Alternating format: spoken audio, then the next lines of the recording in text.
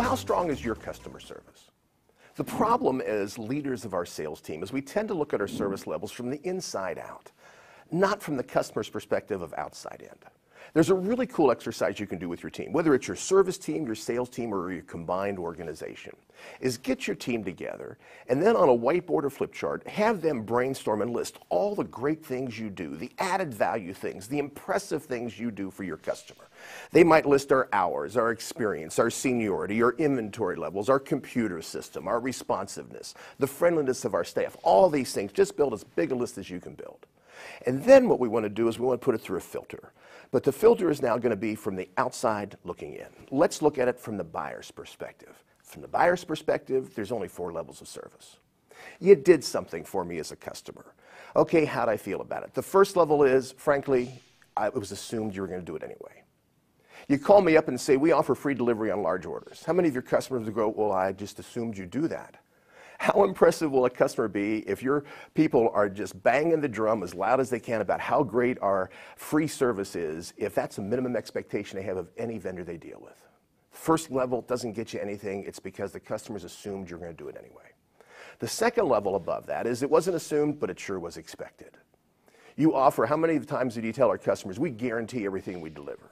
Well, how many of your customers expect that from any vendor they would deal with, especially if you want a long-term relationship? Now, the third level is when things get positive. The third level is you impress the customer. You did something extra, did something out of the way. I had some gum surgery a number of years ago. As I was in there, the doctor did a good job. Frankly, I assumed they would. That's why I went to them in the first place.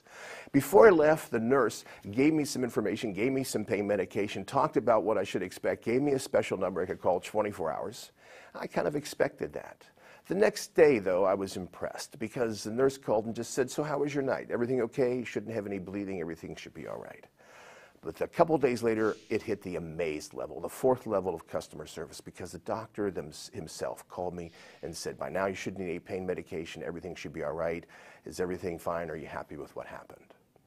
What level are your people performing? Because the problem is, I would bet most of the things you have listed on your board are going to be reactive. A customer calls and we answer their complaints. That's a reactive. Reactive levels of service are always going to be assumed or expected by the customer. The way you gain a competitive advantage is we need to move to the proactive level. And the proactive level is initiating things with our customers that kind of surprise them because then they're impressed or even amazed. One of the easiest ways to do that is just pick up the phone and have one of your managers, especially your service manager, just call one of your important customers and say, how good a job are we doing for you? What can we do better? You're important to us. That proactive kind of effort, that's what impresses the customer, and that even amazes them.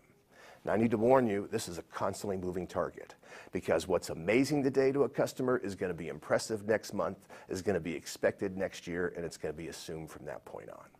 It's a constantly changing battle. Your competitors are helping define the marketplace. So now the question is, what are you going to do better?